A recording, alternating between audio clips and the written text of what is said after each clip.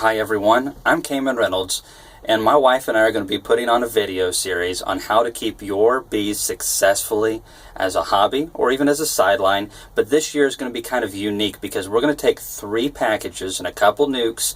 We're going to show you the differences between the packages and the other packages, and of course the packages and the nukes. And there's just going to be a lot of different things to see. You're going to see different management styles. We're going to show you different types of equipment because for some of you, you'll want to do things a little differently. And there are some options out there, but there's also a lot of bad options out there because there's so many people getting into beekeeping, which is awesome. We want you to be successful, but there is just so many gimmicky products out there or unnecessary products. You end up spending a lot of money and not using it. And there are some really good products out there like the frame feeders that I love, and we use them by the hundreds. But if you use them incorrectly, they can be damaging to a young colony. We will show you all those tips, show you how to set up your hives, where to set them up.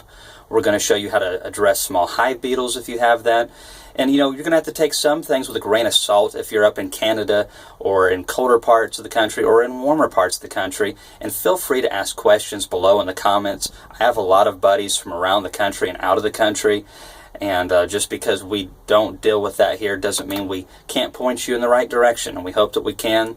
We'll also be dealing with when we need to add space, remove space, and most importantly, how to be sustainable with any agricultural endeavor.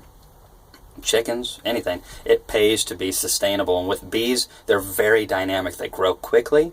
They also go downhill very quickly.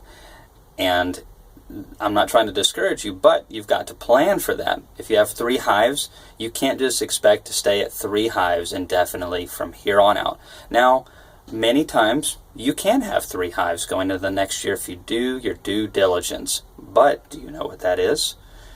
Also, we're going to show you how to take those 3 and turn them into 5, 6, 7, 8 colonies, depending on the strength of the colonies, the length of your season, and the flows, and of course, what you do. And also the colony having a good queen is also really important. We'll get into that. But we're going to be sharing all of these things, showing you how to make successful splits, and so that you have an insurance policy that if you do lose 1 or 2 colonies, that you're still right where you're at. And next year you'll be set up for a big crop of honey. And ultimately, any hobby like beekeeping should pay for itself. Now, it's going to take a little bit of education. It's going to take some good weather, which that's another part of agriculture. You got to love it, which it's January right now, and I'm in a t-shirt. Love it.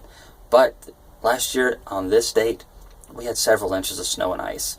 So, varies from season to season. But you're going to get to see all of that in these videos, weather conditions, the whole 9 yards, and I hope it helps. If you like our videos, subscribe, and please share. We will be doing some giveaways this year on some pretty cool products and possibly some honey. So thanks again. We'll see you on the other videos.